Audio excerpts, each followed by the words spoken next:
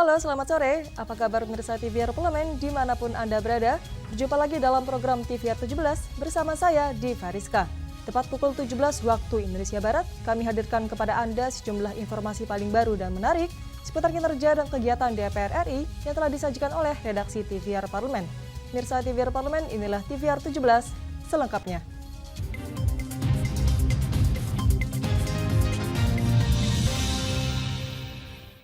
Kita awali TVR 17 sore ini dari berita Komisi 1 DPR RI yang menekankan pentingnya netralitas, kredibilitas, dan juga independensi pers dalam peliputan kegiatan persiapan hingga penghitungan suara.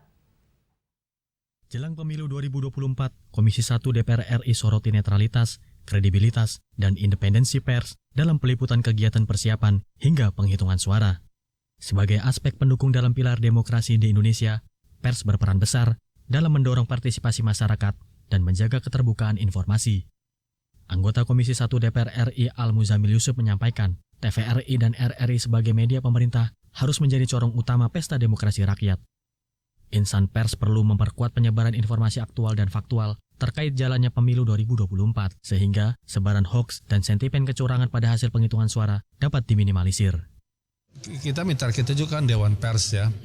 Saya kira sebenarnya kalau pers ya lebih terukur ya, karena pers itu kan sudah punya kode etik. Yang belum punya kode etik kan medsos itu kan personal sekali kan, apa yang dia mau dia upload. Justru kita ajarkan mereka jangan membuat hoax. Caranya gimana? Mereka jadi pahlawan demokrasi. Apa itu? Memvideokan, memfoto hasil resmi TPS. Ada 800.000 TPS lebih.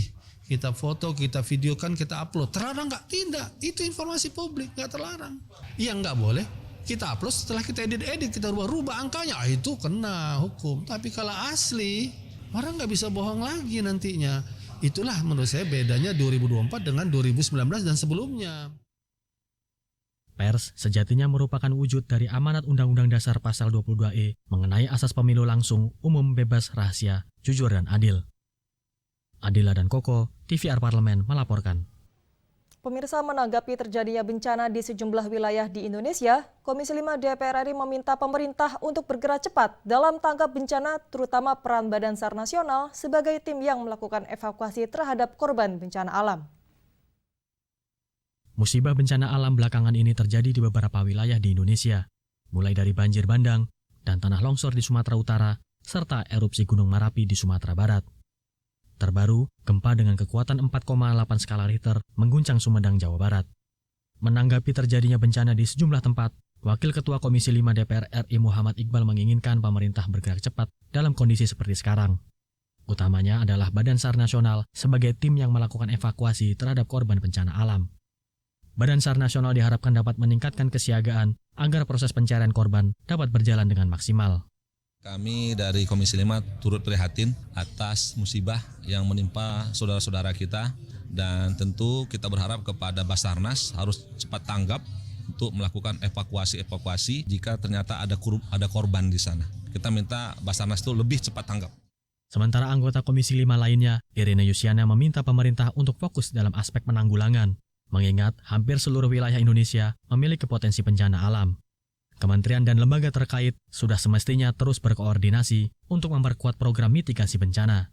Tentu penanggulangan bencana itu menjadi sangat penting, tetapi bagaimana sebenarnya yang menjadi lebih penting lagi adalah mitigasi terhadap bencana itu.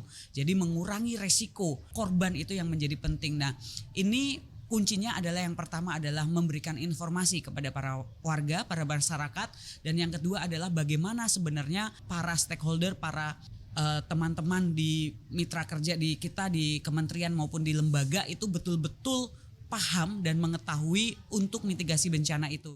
Dari Medan, Sumatera Utara, Panji Prabowo, TVR Parlemen melaporkan. Presiden Joko Widodo mengajukan banding kepada World Trade Organization atau WTO karena dinyatakan melanggar aturan perdagangan internasional pada November 2022 lalu. Hingga saat ini, proses sengketa larangan ekspor biji nikel Indonesia di WTO masih berlangsung. Indonesia telah menerapkan kebijakan larangan ekspor biji nikel pada Januari 2020 lalu. Namun, kebijakan tersebut dinilai merugikan bagi Uni Eropa. Oleh karena itu, Komisi Uni Eropa berencana menyusun peraturan penegakan atau Enforcement Regulation terhadap Indonesia. Menanggapi hal itu, Wakil Ketua BKSAP DPR RI Putu Supatmarudana mengatakan regulasi tersebut memungkinkan Uni Eropa melakukan pelanggaran aturan dagang negara lain, di mana hal itu berdampak pada kepentingan komersial Eropa. Oleh karenanya, Indonesia secara tegas menolak regulasi tersebut diimplementasikan. Meski begitu, Putu menyebut Indonesia akan terus mendorong peningkatan kerjasama dengan Uni Eropa, khususnya dalam investasi. Tujuannya untuk membantu pertumbuhan ekonomi dan mesejahterakan masyarakat di kedua negara. Dan juga akhirnya Komisi Eropa juga European Parliament, Uni Eropa ini menolak Komisi Eropa yang ingin mengakselerate atau menerapkan UER ini atau Enforcement Regulation untuk nikel ore kita karena kita kalah kemarin di WTO. Tapi intinya adalah kita ingin mendorong agar investasi ada di Indonesia dari European Parliament agar memberi nilai tambah sehingga nikel ore ini menjadi produk jadi dan mereka melakukan investasi di sini dan akhirnya memberikan manfaat atau nilai tambah kepada Indonesia yang pada intinya akan memberikan kesejahteraan kepada masyarakatnya. Usai menerapkan kebijakan larangan ekspor biji nikel, Presiden Joko Widodo mengajukan banding kepada World Trade Organization atau WTO karena dinyatakan melanggar aturan perdagangan internasional pada November 2022 lalu. Hingga saat ini, proses sengketa larangan ekspor biji nikel Indonesia di WTO masih berlangsung. Andini dan Bari, TVR Parlemen, melaporkan. Dalam mengawal tahapan pemilu, Komisi 1 DPR RI menilai pentingnya mewujudkan sinergi antar pemerintah, pers, dan juga publik. Mulai dari diseminasi informasi melalui media digital maupun non-digital, netralitas pers, dan juga pengawasan publik terhadap sepak terjang peserta pemilu dari kampanye hingga masa penghitungan suara. Informasinya akan kami hadirkan sesaat lagi, untuk itu tetaplah di TVR 17.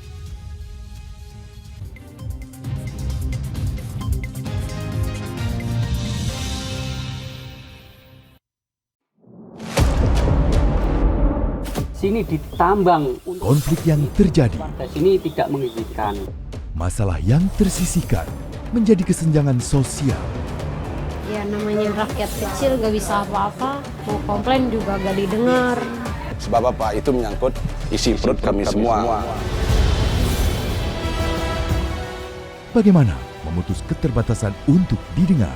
Jadi kalau misalnya masyarakat sudah merasa tidak lagi ada yang memperjuangkan aspirasinya, maka masyarakat memang sangat berhak untuk meminta dewan yang mewakili mereka di parlemen. Kami menyusuri batas-batas peristiwa, mengurai berbagai polemik yang terjadi, meluruhkan suara-suara marginal, menjadi nyata dalam setiap aspirasi, melaksanakan tugasnya sebagai wakil rakyat. Saksikan Aksi Dewan setiap hari Senin dan Rabu pukul 10.30 waktu Indonesia Barat hanya di TVR Parlemen.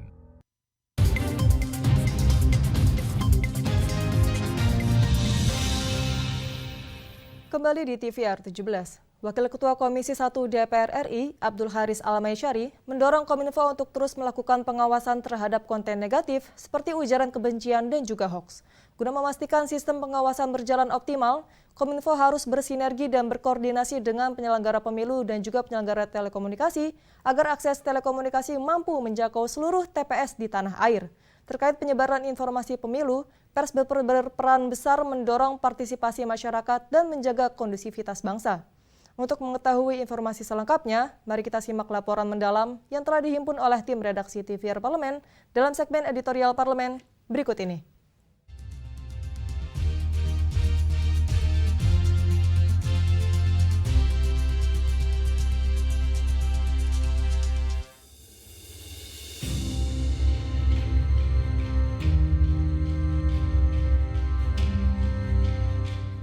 Memasuki pekan masa kampanye jelang pemilihan umum 2024, Komisi 1 DPR RI menilai pentingnya mewujudkan sinergi antar pemerintah, pers, dan publik dalam mengawal tahapan pemilu. Mulai dari diseminasi informasi melalui media digital maupun non-digital, netralitas pers hingga pengawasan publik terhadap sepak terjang peserta pemilu dari kampanye sampai penghitungan suara.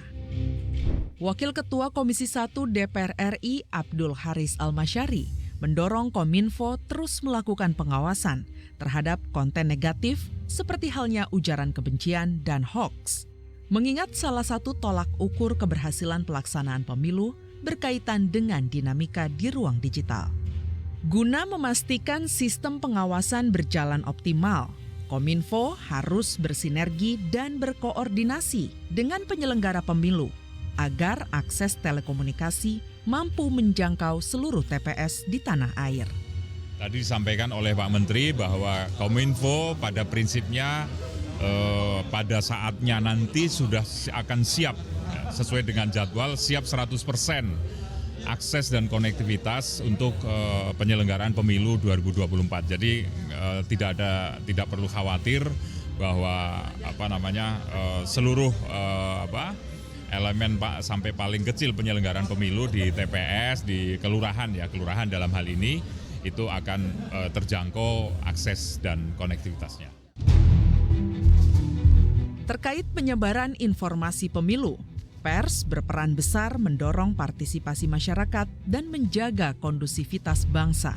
Anggota Komisi 1 Al-Muzamil Yusuf menyampaikan, TVRI dan RRI sebagai lembaga penyiaran publik harus menjadi corong utama pesta demokrasi rakyat, memfasilitasi dan menayangkan tangkapan data penyiaran publik terkait pelaksanaan pemilu untuk menyebarkan informasi aktual dan faktual, sehingga sebaran hoaks dan potensi kecurangan pada hasil penghitungan suara dapat dihindari. Ya, kita juga kan Dewan Pers ya. Saya kira sebenarnya kalau pers ya lebih terukur ya, karena pers itu kan sudah punya kode etik. Yang belum punya kode etik kan medsos itu kan personal sekali kan. Apa yang dia mau dia upload. Justru kita ajarkan mereka jangan membuat hoax.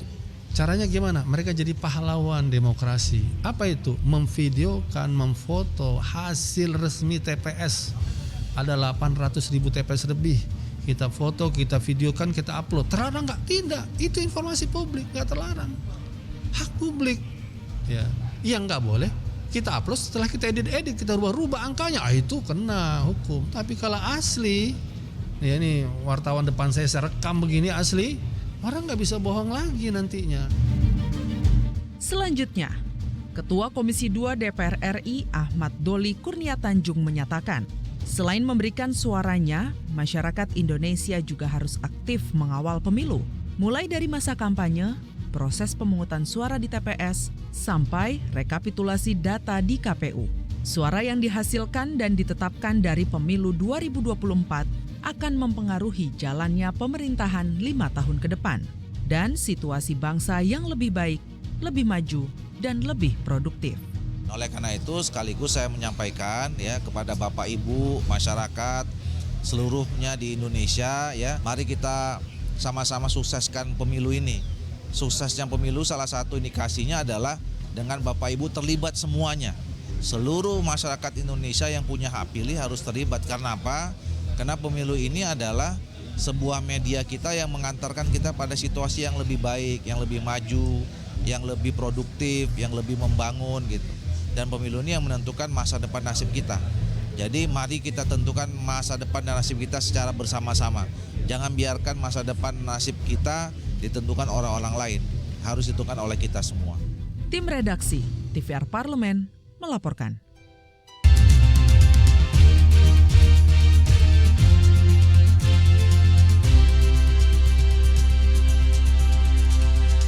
Pemirsa, Komisi 1 DPR RI bersama pemerintah sepakat membawa revisi Undang-Undang Informasi dan Transaksi Elektronik ke paripurna untuk disahkan menjadi undang-undang.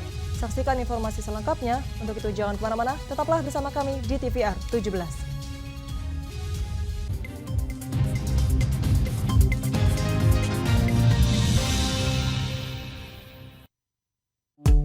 DPR RI memiliki fungsi diplomasi dalam menjalankan politik luar negeri sesuai dengan pasal 116 Undang-Undang MD 3. Kontribusi aktif BKSAP DPR RI memainkan peranan penting dalam memenangkan persaingan global melalui IPU, IPA, IPPF, IPA, dan PUIK. BKSAP memiliki komitmen yang tinggi dalam krisis kemanusiaan dunia. Fungsi diplomasi dijalankan untuk mendukung upaya pemerintah dalam melaksanakan politik luar negeri.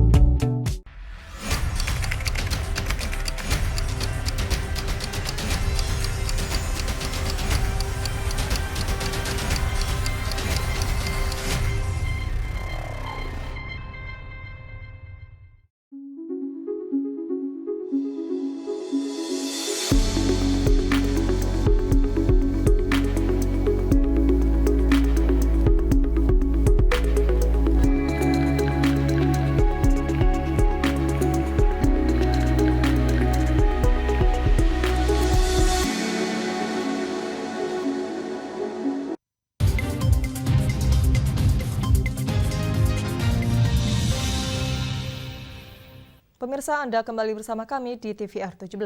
Revisi Undang-Undang Informasi dan Transaksi Elektronik yang akan dibawa ke paripurna mengatur pasal yang dianggap karet hingga ketentuan terkait sistem elektronik untuk memberikan perlindungan bagi masyarakat. Terkait hal ini, anggota Komisi 1 DPR RI, Christina Aryani mengungkapkan, tujuan revisi Undang-Undang ITE ini yaitu untuk menciptakan ruang digital yang kondusif.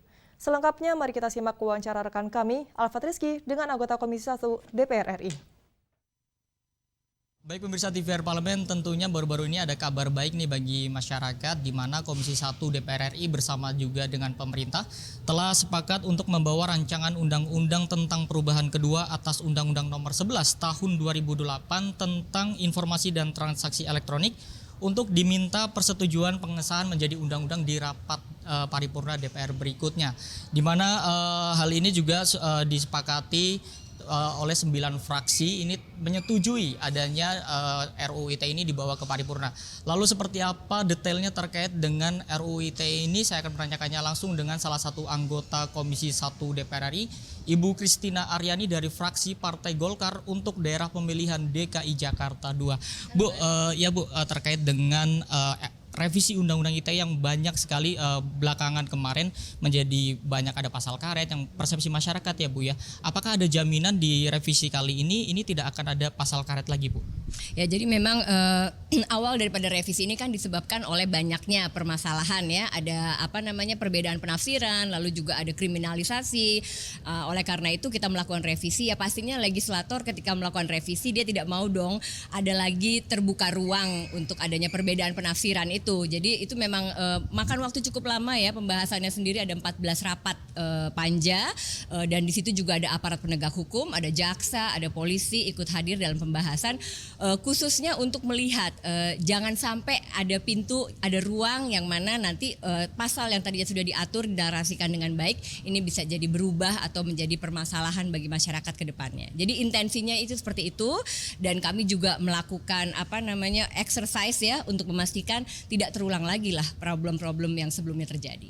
Dengan adanya Undang-Undang ITE sebelumnya juga masyarakat ini menjadi takut untuk berpendapat, khususnya di sosial media dan sebagainya. Apakah nanti ke depan dengan adanya ini masyarakat lebih leluasa untuk berpendapat Bu di sosmed atau dimanapun itu Bu? Jadi yang sekarang sering terjadi adalah masyarakat takut untuk berpendapat karena bisa jadi nanti diadukan untuk pencemaran nama baik. Itu kan yang terjadi. Dan karena pencemaran nama baik itu merupakan tindak pidana yang diancam dengan pidana 6 tahun sehingga aparat penegak hukum bisa langsung menahan ketika orang diadukan. Dan selama ini pengadunya kan bisa siapa saja. Jadi walaupun yang dicemarkan nama baiknya diduga dicemarkan adalah orang lain, tapi masyarakat bisa mengadukan. Nah, inilah yang kemudian direvisi dalam Undang-Undang ITE yang akan disahkan nanti di paripurna. Yang pertama, bahwa pihak pengadu harus korban dalam artian orang yang memang benar-benar mengalami kerugian. Lalu ancaman pidananya sendiri juga 2 tahun. Jadi dia tidak bisa main langsung ditahan. Lalu yang ketiga, dalam hal tidak terbukti apa yang diduga, apa yang didalilkan ada pencemaran nama baik, maka orang yang dilaporkan itu bisa menuntut balik atas dasar fitnah. Jadi sebetulnya dalam kerangka ini akan membuat masyarakat lebih berhati-hati ya sebelum mengadukan seseorang melakukan pencemaran nama baik. Dan inti daripada Undang-Undang ITE ini kan atur sebenarnya untuk memberikan ruang digital, mengatur ruang digital yang kondusif. Jadi kami memahami betul bahwa masyarakat itu berhak untuk berpendapat, menyampaikan kritik, pendapat adalah sesuatu yang baik, tapi tentunya dilakukan dengan konstruktif ya, bukan menjadi ruang hujat menghujat seperti itu. Jadi kalau kekhawatiran soal berpendapat, soal menyampaikan kritik dengan undang-undang revisi ini pasal-pasal itu sudah diatur ya. Jadi jangan lagi terjadi lapor-melapor seperti itu. Terakhir Bu, ini kan mendekati pemilu, tentunya takut masyarakat ini bersosial media juga masih dijerat dengan aturan yang lama. Nah selanjutnya setelah dibawa paripurna, apakah itu langsung diaplikasikan atau perlu ada sosialisasi atau seperti apa dulu Bu? Jadi prosesnya adalah kan undang-undang itu, rancangan undang-undang mendapatkan persetujuan tingkat 1, which is yang kemarin sudah dapat di komisi ya, lalu dibawa ke rapat paripurna untuk mendapatkan persetujuan tingkat 2. Setelah mendapatkan persetujuan di paripurna, dalam 30 hari undang-undang itu sudah harus diundangkan. Rancangan undang itu harus diundangkan. Kalau tidak maka dia berlaku secara otomatis. Jadi ya kita harapkan dalam masa sidang ini mungkin minggu depan ya kalau bisa ini bisa dibawa ke paripurna, diundangkan sehingga ya sesuai harapan legislator nantinya bisa mengatur ruang digital dengan lebih baik lagi. Terima kasih Bu Christina atas waktunya.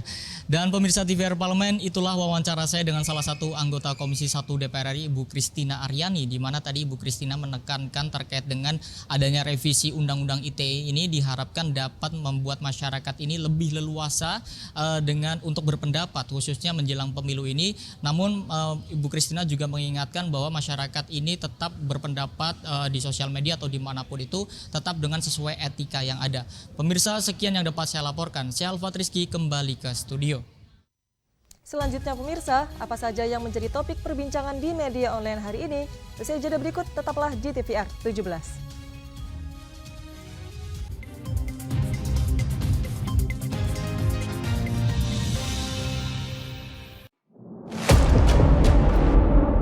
Sini ditambang. Konflik yang terjadi, Warga sini tidak mengizinkan. masalah yang tersisihkan menjadi kesenjangan sosial.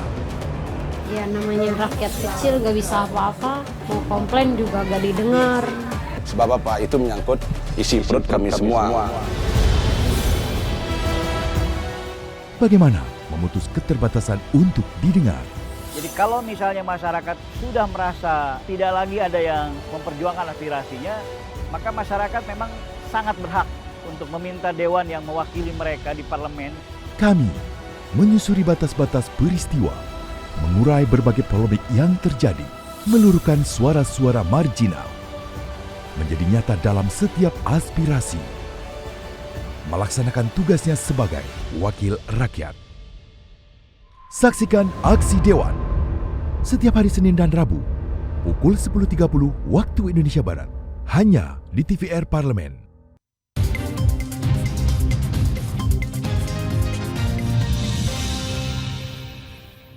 Anda kembali di TVR 17. Pemirsa TVR Parlemen, kali ini kita masuk ke segmen media nasional.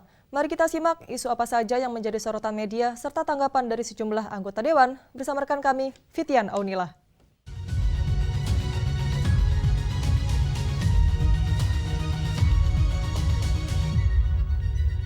Baik, terima kasih rekan Diva dan pemirsa. Kali ini kita masuk ke segmen media nasional.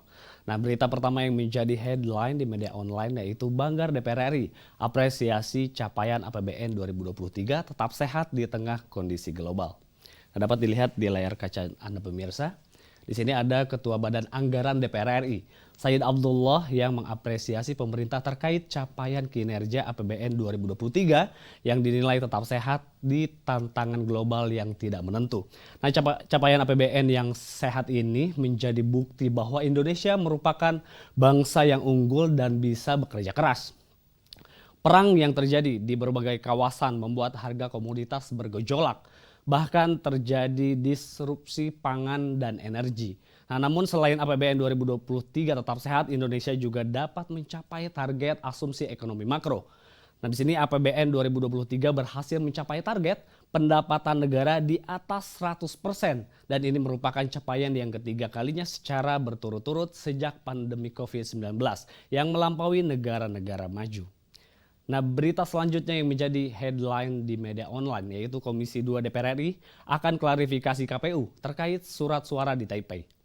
Nah, di sini bisa dilihat pemirsa, ada dari Komisi 2 DPR RI yang segera memanggil KPU RI ke Senayan terkait persoalan surat suara di Taiwan. Nah, dalam rapat dengar pendapat Komisi 2 DPR RI tersebut dilakukan pendalaman pembahasan pengiriman surat suara metode pos oleh PPLN Taiwan. Nah, terkait hal ini, Ketua Komisi 2 DPR RI Ahmad Doli Kurnia menegaskan bahwa KPU harus menjelaskan detail persiapan tahapan penyelenggara pemilu 2024, mulai dari persiapan detik-detik hari pencoblosan, penghitungan hingga rekapitulasi suara pemilu 2024. Nah, selain itu Komisi 2 DPR RI juga akan membahas rancangan PKPU hingga per Bawaslu. Nah, di sini juga Komisi 2 DPR RI akan terus berkomitmen untuk terus melakukan pengawasan kepada penyelenggara pemilu.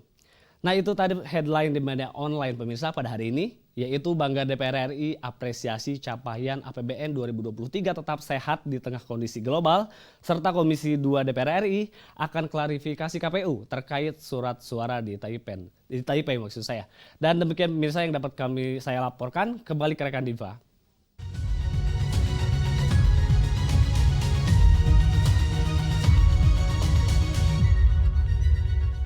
terima kasih rekan Fitian yang telah menyampaikan sejumlah update sorotan dari media online nasional pada hari ini. Segmen media online tadi sekaligus menutup program TVR 17 edisi sore hari ini. Saya Diva Rizka beserta seluruh kru TVR Parlemen yang bertugas mengucapkan terima kasih dan pamit undur diri dari hadapan Anda. TVR Parlemen, referensi Indonesia.